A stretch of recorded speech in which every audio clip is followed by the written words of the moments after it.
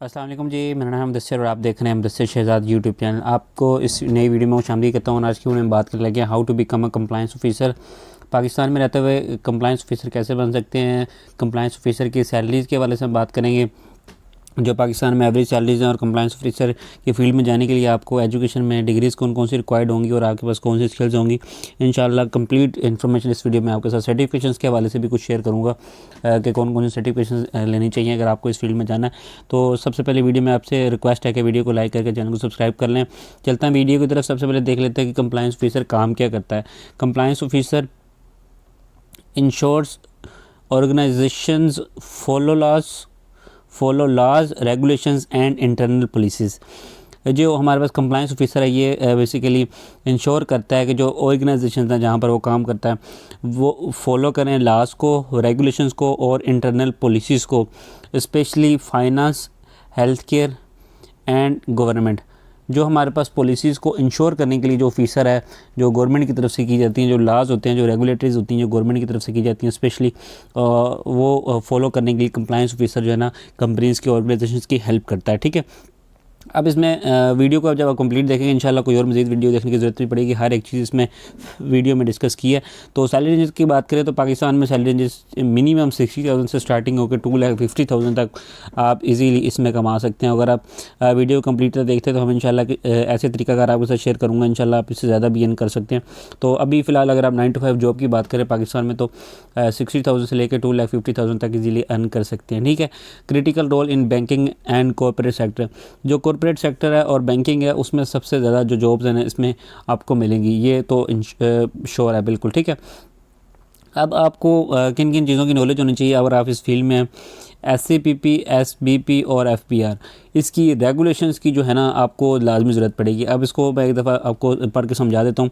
SECP, SBP और FBR के FBR के बारे में आपने सुना होगा, लेकिन SECP के बारे में काफ़ी ज़्यादा कम लोग जानते हैं। मैं आपको एक दफ़ा इसकी डेफिनेशन पढ़ के सुना देता हूँ, इसका आप स्क्रीनशॉट ले लें। SECP, security and exchange commission of Pakistan, regulates the corporate sector while the state bank of Pakistan. SBP का मतलब है जी state bank of Pakistan acts as the central bank and supervises the banking system. जितना बैंकिंग का system है आपका state bank जो है ना वो उसको चला रहा होता है। उसके बाद the FBR, federal board of revenue, is the principal government agency responsible for administration and collection of taxes. जो एडमिनिस्ट्रेशन है हमारे पास उसके लिए रिस्पॉन्सिबल होता है, और जो उसके टैक्सेस की कलेक्शंस होती हैं उसके लिए जो हमारे पास FBR है, फेडरल बोर्ड ऑफ रेवेन्यू, ये रिस्पॉन्सिबल होता है। ये तीन आपके पास मेजर जो अथॉरिटीज़ हैं, जो रेगुलेटरीज़ हैं, इसका आपको लाजमी तौर पर पता होना चाहिए, क्योंकि यही चीज़ जो है ना कंपनीज़ फॉलो करती हैं इन्हीं की रेगुलेशंस को। तो आपको इन तीनों चीज़ों के बारे में पता होगा। Growing demand due to audits and legal reforms.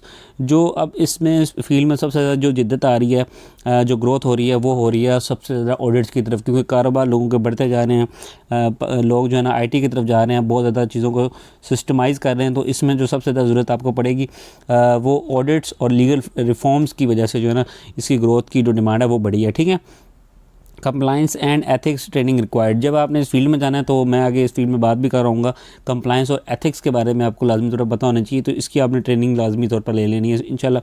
नीचे कमेंट कर दे, अगर नहीं इस चीज़ की समझ आई तो नीचे कमेंट करेंगे तो मैं आपको इंशाल्लाह कोर्सेज़ के लिंक्स वगैरह दे दूँगा पाकिस्तान में रहकर कौन कौन से कर सकते हैं। ठीक है, अच्छा, अगर एजुकेशन और स्किल्स के बारे में बात कीजिए तो मिनिमम आपके पास बैचलर जो है ना होना ज़रूरी है इस फील्ड में जाने के लिए।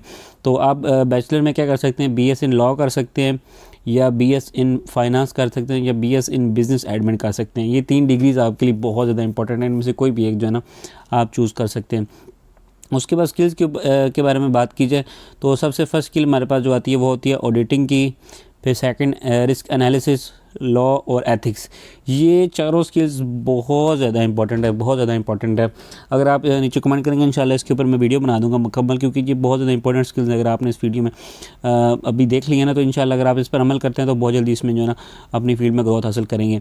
और जो वीडियो का सबसे इंपॉर्टेंट सेक्शन होता है हमारे पास वो होता है करियर की टिप्स का। इसका आप स्क्रीनशॉट ले लें, इसको हम डिटेल से भी जो है ना डिस्कस करेंगे इंशाल्लाह इस वीडियो में। सबसे पहला जो पॉइंट है, learn local and international compliance laws. जब आपने पाकिस्तान में रहते हुए काम करना है ना तो आपको लोकल जो कंप्लाइंस के लॉज है ना, जो मैंने अभी आपको FBR, SCCP, उसके बाद स्टेट बैंक ऑफ पाकिस्तान, इसके जो मैंने रेगुलेटरी जो है हमारे पास पाकिस्तान में, उसके वाले से बताया, आपको इनके बारे में जानना है। अगर आप इंटरनेशनल कंप्लाइंस की एजुकेशन हासिल करेंगे, इनके बारे में सीखेंगे, आपको थोड़ी सी इन्फॉर्मेशन चाहिए, इसके वाले से नीचे कमेंट करें, इंशाल्लाह मैं इसके बारे में आपको बता दूँगा।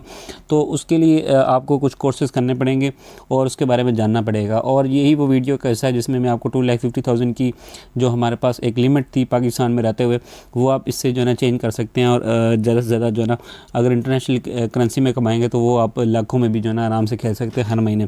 तो 2.5 लाख की लिमिट जो है ना वो बिल्कुल ख़त्म हो जाती है।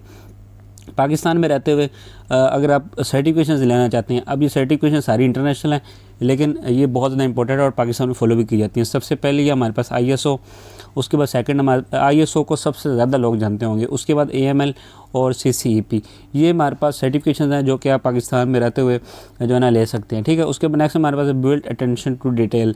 ये अटेंशन टू डिटेल की जो स्किल है ना हमारे पास, ये बहुत ज़्यादा इंपॉर्टेंट है, आपको इस फील्ड में जो है ना काम आएगी। क्योंकि अटेंशन टू डिटेल के स्किल अगर आपके पास नहीं है तो आप बहुत सी चीज़ों को मिस आउट कर देंगे। तो उसमें जो है ना आपकी जो ऑर्गेनाइजेशन है जहाँ पर आप काम कर रहे हैं उनके लिए मुश्किलात पैदा हो सकती है। तो आपने अटेंशन टू डिटेल की स्किल को सीखने की कोशिश करनी है और प्रैक्टिकल वेज किस तरह सीख सकते हैं वो आपने देखना है, ठीक है। Stay organised with reports. Organised जो हमारे पास रिपोर्ट्स होती हैं ना, उनके साथ हमेशा आपने रहना है। आपको पता हो क्या लाज हैं, किस तरह उनको फॉलो करवाना है, किस तरह प्रैक्टिकल उनको किया जा रहा है, कहाँ पर कमी है, ठीक है। उसके बाद नेक्स्ट जो 5वें नंबर पर हमारे पास है, work closely with legal teams. हमेशा आपने जब भी काम करना है उसमें क्लोजली काम करें लीगल टीम्स के साथ, ठीक है। उसके बाद हमारे पास नेक्स्ट जो चीज़ आती है, मैं इसको हाईलाइट कर देता हूँ। उसके बाद रिलेटेड फील्ड जो पाकिस्तान में है हमारे पास, सबसे पहली जो चीज़ हमारे पास है रिस्क मैनेजर की, आप इस फील्ड में जा सकते हैं। लीगल एडवाइज़र की फील्ड में जा सकते हैं, इंटरनल ऑडिटर की फील्ड में जा सकते हैं और रेगुलेटरी एनालिस्ट की फील्ड में जो है ना आप इजीली जा सकते हैं, ठीक है। ये थी कंप्लीट वीडियो। अगर आपको पसंद है तो लाइक करें, दोस्तों को सलामी तौर पर शेयर करें। मिलता हूँ फिर किसी अच्छी सी वीडियो में, तब तक दीजिए इजाज़त। अल्लाह हाफिज़।